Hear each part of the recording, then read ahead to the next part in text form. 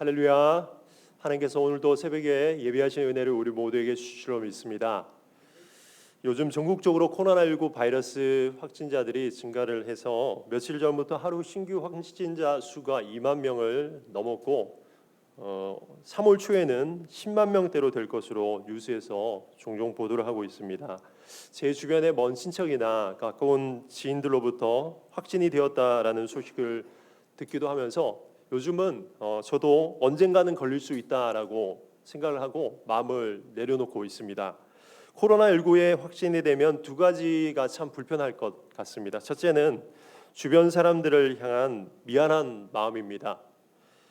나로 인해서 나와 밀접촉했거나 같은 공간에 있던 사람들에게 피해를 준 것 같은 기분이 들 것입니다. 두 번째로 자가격리로 인한 불편함입니다. 자가격리를 하는 곳이 집이라면 함께 거주해야 하는 가족들에게도 참 어려움들을 주게 됩니다. 뿐만 아니라 함께 일하던 직장 동료들에게 격리하는 동안 일들을 떠맡긴 것 같은 미안한 마음이 들 것도 사실입니다. 또한 밖에 나가지 못하기 때문에 개인적인 일상적인 삶이 모두 스탑이 되어버립니다. 하지만 자가격리는 절대로 우리에게 부정적인 요소가 아닙니다. 오히려 그 기간은 질병을 더 이상 주변으로 확산시키지 않은 막게 해주는 기간이고 나를 치료해주는 기간이며 오늘 정말 바쁘게 살고 있는 현대인들에게 때로는 필요한 나를 돌아보게 해주는 기간이 바로 자가격리의 기간입니다. 이러한 자가격리가 오늘 우리가 읽은 레위기에도 등장하고 있습니다. 오늘과 내일 우리 교회 주보에 기재된 오늘의 양식 성경 읽기 본문이 바로 레위기 11장부터 15장입니다. 레위기 11장부터 15장은 레위기의 구조상 이스라엘의 정결법에 관한 이야기입니다. 음식, 신체, 의복, 가옥 등 이스라엘 민족이 살아가는 의식주 모든 생활에 포함이 되고 부정해질 때와 또 정해질 때를 규정하고 있는데 부정해질 때 내려지는 가장 우선순위는 다른 것이 아니라 바로 자가격리였습니다. 어떤 사람이 정결법을 기준으로 부정해지는 경우 짧게는 다음 날까지 때로는 7일, 때로는 14일, 때로는 길게는 수년 동안 자가격리를 하면서 다른 사람들과의 접촉을 피하거나 특별히 성소에 들어가지 못하거나 또한 이스라엘 회중에 들어갈 수 없는 이스라엘 밖의 진영 밖 생활을 해야 했습니다. 오늘 본문 레위기 13장은 나병에 관한 규례입니다. 나병이 걸렸을 때 진단과 조치에 대한 규례가 나열되어져 있습니다. 나병은 과거에 문둥병이라고 하고 오늘날 한센병이라고도 합니다. 그러나 오늘 본문에 나오는 나병은 지금 우리가 생각하고 있는 한센병과 함께 여러 가지 종류의 피부 질환들을 말하고 있습니다. 그 특징은 전염이고 그것에 대한 진단은 제사장이 하며 그 치료 방법은 바로 자가격리였습니다. 오늘날 코로나19에 확진되는 경우에 증상이 그렇게 심하지 않은 경우 다른 조치가 없습니다. 그저 가정에서 자가격리를 하면서 그 자가격리를 하는 기간을 그냥 보내면 됩니다. 그리고 그 기간이 지나면 양성 반응이 나와도 전염력이 아주 약해지기 때문에 격리가 해제되게 되고 일상생활을 하게 된다라고 합니다. 그래서 자가격리가 개인과 주변을 위한 최선의 방법입니다. 오늘 13장뿐만 아니라 11장부터 15장까지 규정하고 있는 정결법에서 자가격리를 강조하고 있는 이유는 무엇입니까? 첫째는 공동체 생활을 하고 있었던 이스라엘 민족들에게 바로 이 자가격리는 바이러스로부터 방역하고 또 위생을 할 수 있는 최선의 방법이었기 때문입니다. 오늘 본문 3절에서 나병으로 의심이 될 때 먼저 제사장이 진단을 하게 됩니다. 제사장이 살펴보아서 나병 증상이 있다면 그에게 부정하다라고 외치면서 그 사람을 나병 환자로 알리게 되고 그 사람은 곧 진영 바깥으로 나가서 거기서 격리되게 되고 오랫동안 계속해서 그런 바깥 삶을 살게 됩니다. 나병 증상이 나타나지 않으면 7일 동안 격리를 시킨 후에 또 7일 후에 살펴보아서 더 이상 퍼지지 않았으면 또 7일을 격리를 시키고 또 7일 후에 더 이상 퍼지지 않았으면 단순한 피부병으로 진단을 하게 됩니다. 제가 찾아보니까 오늘날 전 세계 인구의 95%는 나병의 자연 저항을 갖고 있다라고 합니다. 나균이 피부 또한 호흡기를 통해서 체내에 들어오더라도 쉽게 그 나병에 걸리지 않는다라고 합니다. 게다가 나균을 갖고 있는 환자들도 오늘날 나와 있는 치료제 하나만 먹으면은 거의 99.9%가 전염력을 상실한다라고 합니다.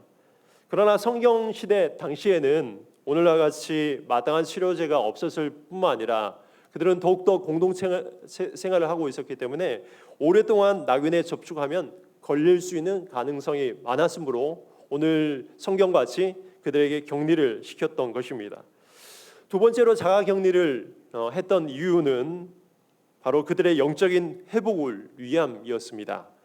레위기에서 가장 핵심이 있다면 16장에 나오는 레위기 16장에 나오는 대속죄일입니다. 대속죄일은 1년에 단 한 번 대제사장이 지성소로 들어가서 짐승의 피를 뿌리면서 온 백성의 죄를 대표해서 씻는 날이며 바로 예수님의 대속죄를 예표하는 말씀이 바로 레위기 16장에 나오는 대속죄일입니다. 이렇게 가장 중요한 본문이 11장부터 15장까지 나오는 정결법 이후에 바로 다음에 위치하고 있는 이유는 이 정결법이 육체의 질병과 방역과 위생을 넘어서서 영적으로 우리의 모든 불의와 죄를 해결하는 방법을 의미하고 있기 때문입니다. 자가격리가 된 사람에게 가장 큰 고통은 이스라엘의 회중에서 끊어지는 일이었습니다. 그 기간이 하루가 되건 7일이 되건 본문에 기록되었던 14일이 되건 아니면 몇 년이 되건 그들의 부정한 날 동안에는 공동체 안에 절대로 들어가지 못할 뿐만 아니라 성소에 들어가지 못하고 나가서 하나님과의 관계도 단절됨을 의미하고 있습니다. 성경에는 질병에 걸렸을 때 말고 또 다른 격리가 나오는데 그것은 바로 죄를 범했을 때입니다. 안식일을 범하거나 기타 특정한 죄를 범했을 때 이스라엘의 공동체에서 쫓겨난 생활을 하게 됩니다. 그리고 그 쫓겨난 삶에 있어서 가장 고통스러운 것은 바로 하나님과의 관계가 단절되는 것입니다. 우리가 신앙생활하면서 가장 큰 고통과 우리가에게 찾아오는 가장 큰 괴로움이 있다면 하나님과의 관계의 단절입니다. 죄는 우리로 하여금 하나님과의 관계를 단절시킵니다. 오늘날 기독교인들이 죄를 범할 때 나타나는 현상은 하나님과의 관계가 단절되는 것입니다. 사무엘상 3장 1절에서 그렇게 기록되어져 있습니다. 아이 사무엘이 엘리 앞에서 여호와를 섬길 때에는 여호와의 말씀이 희귀하여 이상이 흔히 보이지 않았더라. 영적으로 은은해졌던 엘리 제사장에게 나타났던 현상은 하나님의 말씀을 가까이 하지 않으니까 하나님께서 주시는 비전이 보이지 않았던 것입니다. 사무엘하 26장 6절에 사울이 여호와께 묻자오되 여호와께서 꿈으로도 우림으로도 선지자로도 그에게 대답하지 아니하심으로 하나님과의 관계가 단절됐던 사울에게도 하나님의 말씀이 들리지 않았던 것입니다. 그래서 그는 어떻게 합니까? 엔돌에 있는 접신한 여인에게 찾아가서 하나님의 말씀을 들으려고 합니다. 질병에 걸린 이들은 죄를 범하는 것은 아니지만 자가격리를 경험하면서 하나님의 말씀을 어겨 죄를 범할 때 찾아오는 자가격리의 고통을 뼈저리게 느끼게 되고 시간이 지나 자가격리가 해제되었을 때 정결법에 따라서 드려지는 제사와 예배는 그야말로 정말 감격의 순간이었을 것입니다.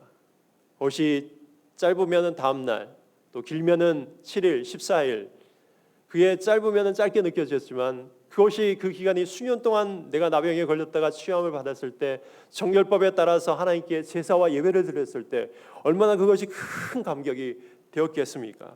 마태복음에 보면 예수님께서 산산수훈을 다 마친 후에 7장까지 마치신 후에 8장에 보면은 나병 환자를 치유하게 되십니다.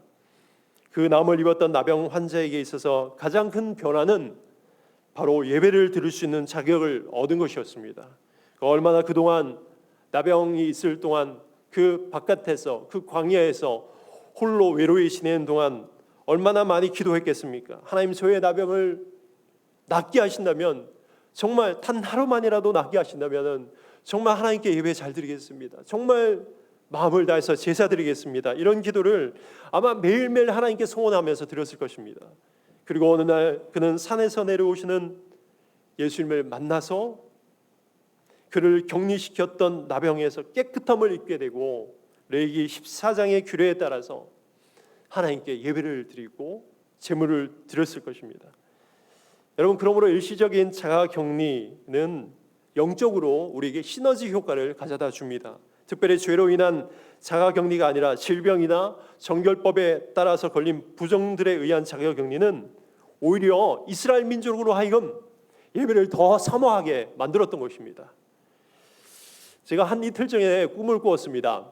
여전히 꿈속에서는 오미크론이 가득하고 확진자들도 많이 발생되는데 희한하게 사람들이 제가 꿈에서 마스크를 잊어버리고 밖으로 나왔는데 어떻게 해야 되나 하고 있는데 다른 사람들이 다, 우리 권사님들도 뭐 어떤 집사님들도 제가 모르는 지나가는 모든 사람들도 다 마스크를 벗고 계시고 어떤 자리에 사람들이 많이 모여 계신데 다 마스크를 벗고 계신 것이었습니다.